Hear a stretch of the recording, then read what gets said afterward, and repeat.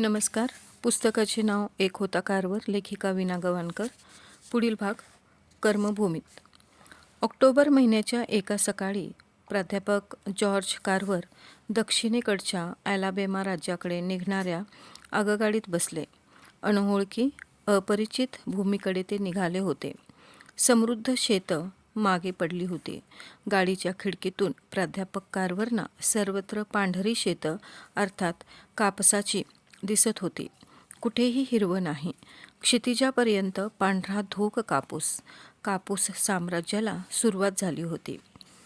कापूस वेचणीचे दिवस होते. सर्वत्र काळी माणसं कापूस वेचताना दिसत होती. प्राध्यापक कारवरना त्या दृश्यांनी उदास बनवलं. कारण त्यांना माहीत होतं, जे आता प्रवासात दिसू लागलं होतं ते आणखी पूर्वेकडे, पश्चिमेकडे किंवा दक्षिणेकडे 1000 मैल गेले असते तरी तसंच दिसणार होतं. टस्केगीपासून जवळ असलेल्या चेहॉ रेल्वे स्थानकावर प्राध्यापक कारवर उतरले. 8 ऑक्टोबर 1896 स्थानकावर टस्केगी शाळेचे विद्यार्थी बग्गी घेऊन त्यांना न्यायला आले होते. प्राध्यापक कारवरचं सामान बग्गीत चढवलं गेलं. बग्गीत बसून ते टस्केगी शाळेच्या रस्त्याला लागले. ही शाळा म्हणजे या उजाड भूमीवरचं ओयासिस असेल. दारात हिरवा रंग पाहायला मिळेल. 2-4 फुलझाडं स्वागत करतील. शाळेच्या प्रयोगशाळेत काम करता करता आपण या आजूबाजूच्या शेतकऱ्यांची, आपल्या बांधवांची सेवा करू, प्राध्यापक कारवर मनात योजत होते.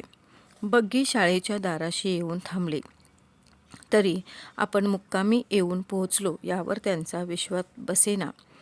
जे प्रवासात पाहिलं, स्थानकापासून शाळेपर्यंत पाहिलं, त्यापेक्षाही शाळेच्या भोवतीचा परिसर भयानक उजाड होता.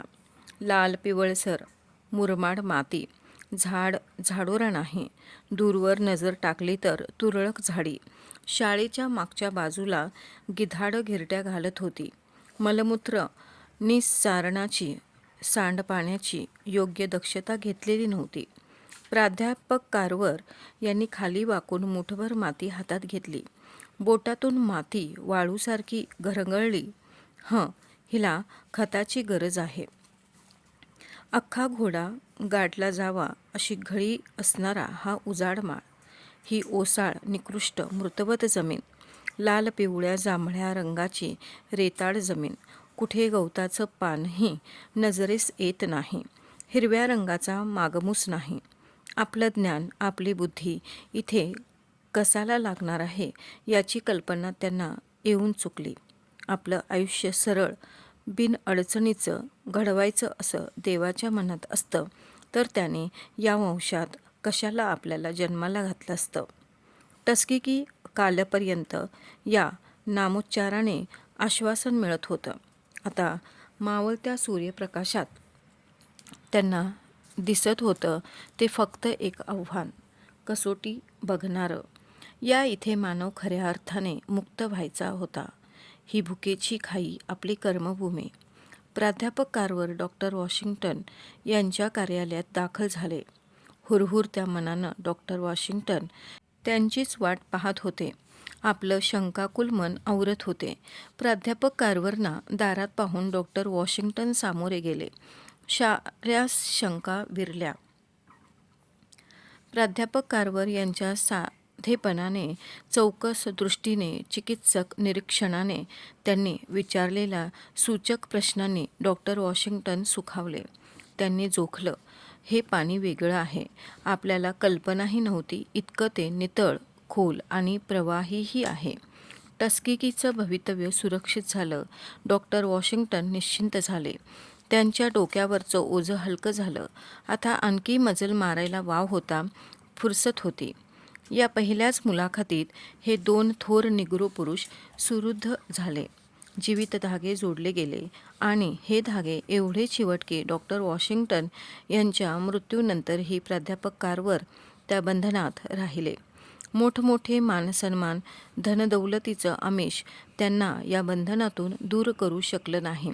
त्या बंधनात आमरण राहण्यात त्यांना धन्यता वाटली. कशी काय वाटली आपली शाळा? डॉक्टर वॉशिंग्टन यांनी प्राध्यापक कारवरना विचारलं.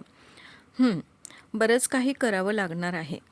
हो, अलबत्त बरीच सुधारणा आता होणार आहे, अशी माझी खात्री आहे.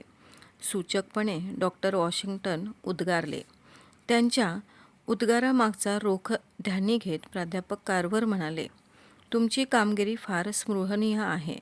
तुमच्या कार्यात योगदान करायची संधी मला मिळते, हा माझा मोठा सन्मान आहे. तुम्हाला खूप कष्ट पडणार आहेत. उत्थानाची ही नुसती सुरुवात आहे. अजून बरंच काही घडायचे. डॉक्टर वॉशिंग्टन: होय, मी जाणून आहे सारं. माझी जुळवून घ्यायची तयारी आहे. आश्वासक स्वरात प्राध्यापक कार्व्हर उत्तरले. तुम्ही ज्या कामासाठी इथे आलात त्यात यश मिळवलं तर सारी दक्षिण अमेरिका विनाशापासून वाचणार आहे. तिचं भवितव्य तुमच्यावर अवलंबून आहे. प्रयोगशाळा कुठे आहे? प्राध्यापक कार्व्हरने विचारलं. प्रयोगशाळा उभारायला भरपूर जागा आहे आणि परमेश्वराने तुम्हाला तीक्ष्ण बुद्धी दिली आहे. डॉक्टर वॉशिंग्टन सहेतुक म्हणाले. समजलो. आपणा दोघांना प्रयोगशाळेच्या उभारणीला आता जुंपलं पाहिजे.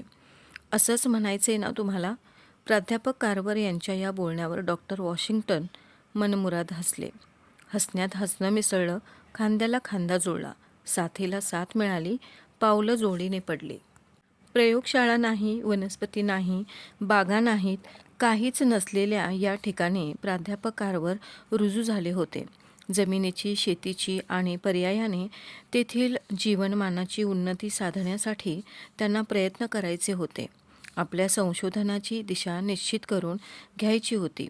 पण प्राध्यापक कार्व्हरना लवकरच कळून चुकलं की टस्केगी शाळेच्या विद्यार्थ्यांनी अभ्यासक्रमातील कृषी विषय अत्यंत नावडता म्हणून खड्यासारखा बाजूला टाकला होता.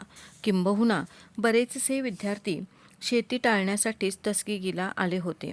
त्यांना व्यापार, व्यवसाय, कारागिरी किंवा अशाच काहीतरी मान्यता पावलेल्या कलांचा अभ्यास करायचा होता. शेती काय, कोणी सोम्या गोम्याही करू शकतो. विद्यार्थ्यांच्या मनातील कृषी विद्येबद्दलची अढी, धरणीमातेबद्दलची अनास्था, उपेक्षा दूर करणं हीच आपल्या कामाची सुरुवात आहे, हे त्यांनी ताडलं. प्राध्यापक कार्व्हर यांनी आपल्या पहिल्याच दिवसाच्या अध्यापनाची सुरुवात करताना आपल्या विद्यार्थ्यांना आवर्जून सांगितलं, जो निसर्गाच्या प्रेमात पडून त्याच्याशी जवळीक साधतो त्याच्याशीच निसर्ग गुजगोष्टी करतो. युवकांनो, सृष्टी काय शिकवते इकडे उघड्या डोळ्यांनी, उघड्या कानांनी लक्ष द्या. म्हणजे आयुष्यात प्रत्येक दिवशी तुमच्या ज्ञानात अमूल्य माहितीची भरच पडेल. निसर्गाशी तादात्म्य पावल्याखेरीज त्याची रहस्य कळत नसतात. तुम्ही बँकेत किती माया जमवली आहे, तुम्ही पोशाख कसा करता, हे तुमच्या यशाचं गमक मानू नका.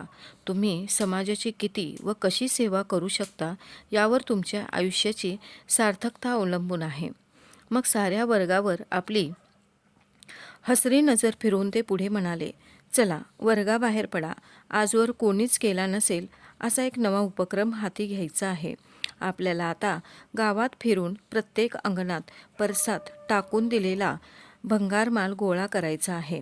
फुटकी भांडीकुंडी, दिवट्या, चिमट्या, बाटल्या, डबे, अगदी जे मिळेल ते जमा करायचं आहे.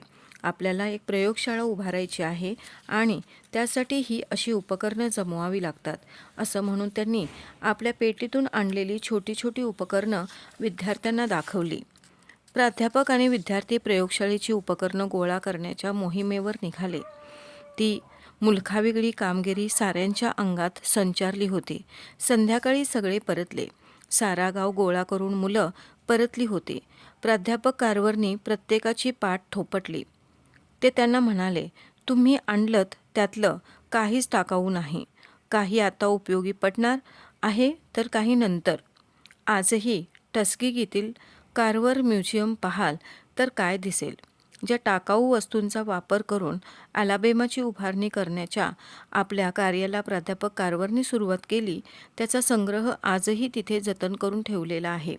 जुना रॉकेलचा दिवा, चकचकीत घासलेला, त्याची काच काजळीने काळी कुळकुळीत केलेली, त्या काचेवर एक बारीकसं वर्तुळ जाणीवपूर्वक स्वच्छ पारदर्शक ठेवलेलं, मायक्रोस्कोपवर त्यातल्या त्यात प्रखर उजेड घेण्याची ही सोय, शाईच्या दौताचा उपयोग बुनसेन बर्नर म्हणून, चहा कपाचा उपयोग खल म्हणून तर खुंटाळ्याच्या खुंटीचा उपयोग बत्त्यासारखा कुटण्यासाठी, फळांच्या रिकाम्या स्वच्छ डब्यात निरनिराळी रसायनं लेबलं लावून ठेवलेली, फुटक्या बाटल्या जळत्या दोरीच्या साह्याने व्यवस्थित कापून त्यांचे पेले बनविलेले, पत्र्यांचे तुकडे व्यवस्थित कापून त्यावर निरनिराळ्या मापांच्या खिळ्यांनी भोकं पाडून त्यांच्या माती चाळण्यासाठी चाळण्या केलेल्या. त्यांची ही प्रयोगशाळेची उभारणी त्यांचे विद्यार्थी पाहत होते. त्यांच्या आपल्या डोळ्यावर विश्वास बसत नव्हता.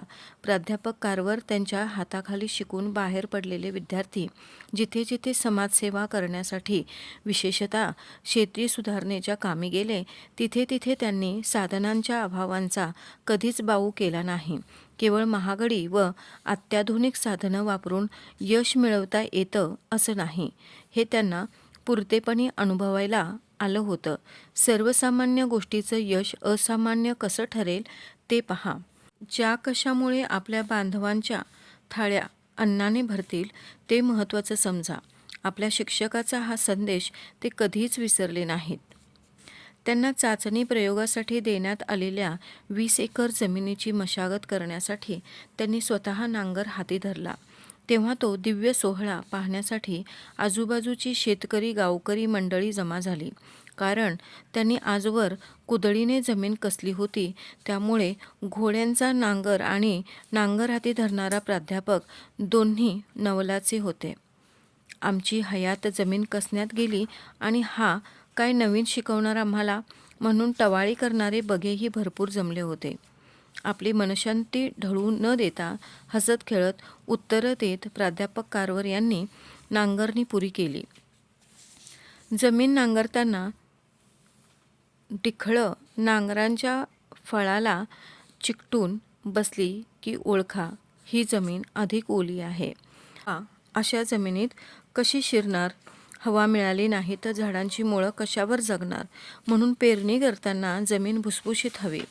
नांगरून झाल्यावर विद्यार्थ्यांनी गोळा करून आणलेला केर कचरा, शेण, सांडपाण्याचा चिखल, पालापाचोळा शेतात ठिकठिकाणी पसरला. पुन्हा एकदा खोलवर नांगरट झाली.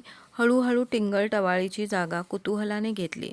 भरपूर मेहनत घेऊन चांगली खोलवर नांगरट झाल्यावर प्राध्यापकांनी पेरणी सुरुवात केली. पेरणीचं बियाणं पाहून मात्र साऱ्यांनी त्यांना मूर्खात काढलं. एवढी मशागत मेहनत करून चांगली कपास लावायची सोडून चवळी, आपण चवळीच का पेरली याचं स्पष्टीकरण आपल्या विद्यार्थ्यांना देताना प्राध्यापक कारवर म्हणाले, बऱ्याचशा वनस्पती जमिनीतील नत्र मिळवतात. कपास हे जमिनीतील नत्र फार मोठ्या प्रमाणावर वापरते, पण कडधान्यात मात्र हवेतून नत्रवायू मिळविण्याची योजना असते. त्यांच्याकडून हवेतील नत्रवायू जमिनीला पुरविला जातो. परिणामतः जमिनीतील नत्राचा पुरवठा वाढतो. त्याचा फायदा कडधान्यानंतर घेतल्या जाणाऱ्या इतर पिकांना होतो. भुईमुगाच्या मुळाकडून तर नत्रवायूखेरीज फॉस्फेट व पोटॅशचाही पुरवठा जमिनीस होतो. तोही त्यानंतर घेतल्या जाणाऱ्या इतर पिकांना लाभदायी ठरतो. खरी कमाल तर कापणीच्या वेळी झाली. एवढी मेहनत घेऊन पीक अगदीच सुमार आलं होतं. मरतुकड्या झुडपाला जेमतेम 2-4 शेंगा आणि त्याही एका दुसऱ्या दाण्यानं भरलेल्या. डुकरांपुढं टाकायला बरं आहे. विद्यार्थीजन आपसात संभावना करू लागले. प्राध्यापक साहेबांचा उत्साह मात्र ओतू जात होता. ते आपल्या विद्यार्थ्यांना म्हणाले, चला आता मी यापासून पाककृती करून दाखवितो. मुलं चाट. त्या संध्याकाळी समस्त विद्यार्थ्यांच्या ताटात सुग्रास अन्न वाढलेलं होतं. साऱ्यांनी ते चवळीपासून तयार केलेलं चवदार पदार्थ अपूर्वाईने खाल्लं. प्राध्यापक कारवर गालातल्या गालात हसत होते. गावात चर्चा झालीच. चवळीनंतरचं पीक म्हणून प्राध्यापक कारवरने रताळी लावली. यावेळी मात्र त्यांचे शेतकरी प्रेक्षक मुकाट्याने पाहत होते. पण त्या जमिनीत रताळ्यांचं एकरी 80 बुशेल म्हणजे नेहमीपेक्षा 10 पटीने अधिक पीक आलेलं पाहिलं तेव्हा मात्र आश्चर्याने त्यांचे डोळे फाटायची वेळ आली. एवढं विक्रमी पीक! प्राध्यापक कारवरांच्या कर्तृत्वाची चुणूक त्यांना जाणवली. आजवर शाळेच्या या 20 एकर जमिनीतून शाळेला उत्पन्न मिळत होतं 5 बारक्या गासड्या कापूस, 120 बुशेल रताळी आणि वार्षिक $16.50 तूट. आदर्श शिक्षकाचे प्रमुख गुण. आपल्या विषयाचं सखोल ज्ञान हा एक आणि दुसरा म्हणजे ते ज्ञान आपल्या विद्यार्थ्यांत हळूहळू उतरवण्याची उपजत सहजता. प्राध्यापक कारवर यांच्या हाताखाली शिकणाऱ्या विद्यार्थ्यांना त्यांच्या या गुणांचा पुरेपूर अनुभव येत असे. प्राध्यापक कारवर यांचे एक मदतनीस जे कॉर्नेल कॉलेजमधून शिकून आले होते म्हणत की आम्ही पदवी मिळवली कॉर्नेलमधून, पण आमचं खरं शिक्षण झालं प्राध्यापक कारवर यांच्या हाताखाली. 8 ऑक्टोबर 1896 रोजी कारवर यांनी आपल्या कामाचा ताबा घेतला. त्यावेळी कृषी विभागात फक्त 13 विद्यार्थ्यांनी नाव नोंदविली होती. मे 1897 शालेय वर्ष संपून सुट्टी सुरू झाली तेव्हा हजेरीपटावर 78 विद्यार्थी होते. पैकी 3 विद्यार्थिनी होत्या. संस्थेतून कृषी विषयाची पदवी मिळवणाऱ्या श्री टी.एम. कॅम्बल यांनी आपल्या पुस्तकात म्हटलं आहे, शेतीखेरीज इतर कामं करण्यास निग्रोंना मज्जाव होता. ती इतर कामं फक्त गोऱ्यांनीच करायची असतात अशी आजूबाजूच्या वातावरणाने आणि अनेक वर्षांच्या रूढी बंधनामुळे माझी धारणा झाली होती. पण जेव्हा मी टस्केगी संस्थेत दाखल झालो आणि तेथील निग्रो मुलांनी बनविलेल्या निरनिराळ्या वस्तू, विटा, भांडी, चपला, गाद्या, खराटे, बग्या, गाड्या, घरं, झाडू, कापड, कपडे एवढंच काय पण स्वतःच्या हाताने उभी केलेली भव्य वास्तू पाहिली तेव्हा आम्ही निग्रो मुलं सर्व कामात वाकबगार होऊ शकतो, हरहुन्नरी होऊ शकतो या सत्याला सामोरं जाताना त्यांचं स्वागत करताना माझा आत्मविश्वास वाढला. हे टी.एम. कॅम्बल म्हणजे अमेरिकेच्या कृषी खात्याचे पहिले निग्रो फील्ड एजंट. प्राध्यापक कारवर यांच्या हाताखाली शिकून बाहेर पडलेल्या विद्यार्थ्यांनी आपली लायकी बाहेरच्या जगात सिद्ध करून दाखविली. आपल्या विद्यार्थ्याचं त्यांना नेहमीच कौतुक वाटे. तुम्ही कोणाला काही नवीन शिकवू शकत नाही, मुळातच त्यांच्यात जे काही आहे त्याचाच विकास करू शकता. आपल्या विद्यार्थ्यातील चांगलं शोधून त्याचा विकास करण्याचं काम प्राध्यापक कारवर मोठ्या आत्मीयतेने करत होते. आपल्या या गुणी सहकाऱ्यांचा अभिमान वाटावा असा अनुभव डॉक्टर वॉशिंग्टन यांना लवकरच आला. प्राध्यापक कारवर यांच्या सांगण्यावरून त्यांनी अटलांटाच्या एका खत बनवणाऱ्या कारखानदाराकडे काही पोती फॉस्फेट मदत म्हणून मागितलं. त्या कारखानदाराकडून खत न येता उत्तर आलं, तुमच्या कार्याविषयी आम्हाला आस्था आहे म्हणून आम्ही अधिक मोकळेपणाने लिहित आहोत. दक्षिण प्रदेशातील जमिनीवर खतं वापरून शास्त्रीय संशोधन करू शकेल असा एकच कृष्णवर्णी कृषीतज्ज्ञ आम्हास माहीत आहे, पण तो आयोवात आहे. त्याचं नाव जॉर्ज कारवर. डॉक्टर वॉशिंग्टन यांनी उलट टपाली उत्तर दिलं, तो भला कृषीतज्ज्ञ आमच्या संस्थेत रुजू आहे. त्याच्याच मार्गदर्शनाखाली संशोधन चालू आहे. त्यासाठी आम्हाला 3 वर्ष पुरेल एवढा खताचा साठा हवा आहे. दुसऱ्याच आठवड्यात टस्केगीत खताच्या गोणी येऊन पडल्या, परंतु त्यानंतर प्राध्यापक कारवरना आपल्या कृषीविषयक प्रयोगासाठी कृत्रिम रासायनिक खतांची मदत कधीच घ्यावी लागली नाही. जमिनीचा कस वाढविण्यासाठी रासायनिक खतांची आवश्यकता होती हे खरं, परंतु अशी खतं फक्त शाळाच वापरू शकत होती. गरीब शेतकऱ्यांना ही महागडी खतं कशी परवडणार? उपलब्ध साधनांचाच वापर करणं प्राप्त झालं होतं. प्राध्यापक कारवरनी शाळेच्या आवारात विशेषतः स्वयंपाकगृहाच्या मागल्या बाजूला अनेक ठिकाणी कंपोस्ट खतासाठी खड्डे खणले. शास्त्रशुद्ध पद्धतीने सेंद्रिय खत कसं तयार करावं ते शिकवलं. स्वयंपाकघरातील पालेभाज्यांची देठं, फळांची सालं, उष्टखरकटं सारं त्यात जाऊ लागलं. शाळेचं अनुकरण करून टस्केगीतल्या काही शेतकऱ्यांनी कंपोस्ट खत तयार करून वापरायला सुरुवात केली. त्यांच्या शेतीला होणारा फायदा पाहून अन्य शेतकऱ्यांनी त्यांचा मार्ग अनुसरला. अलाबेमा राज्य कंपोस्ट खत वापरू लागलं. संपूर्ण अलाबेमाची शेती जीव धरू लागली. आपल्या या वेळच्या प्रयोगाविषयी चर्चा करताना ते म्हणत, टस्केगीत आलो तेव्हा सारे सांगत, अलाबेमातील सर्वात निकृष्ट भिकार जमीन कुठे असेल तर ती इथे. मीही त्यावर विश्वास ठेवला. माझ्या वाट्याला तर हीच जमीन आली होती. आता एकतर तिच्यावर बसून रडायला तरी हवं होतं किंवा तिला सुधारणं तरी भाग होतं. मी दुसरा मार्ग पत्करला.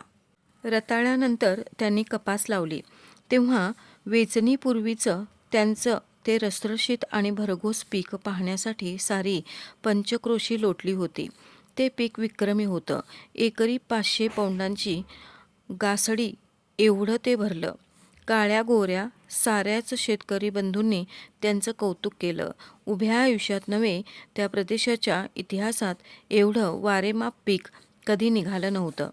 प्राध्यापक कारवर यांनी विद्यार्थ्यांना आणि जमलेल्या प्रेक्षकांना आपण पिकं वारंवार का बदलली याची कारणमीमांसा दिली. या बदलत्या पिकांच्या योजनेमुळे जमिनीला आवश्यक तो विसावा मिळाला. ती ताजीतवानी झाली आणि अधिक कसदार झाली. तिची प्रत सुधारली.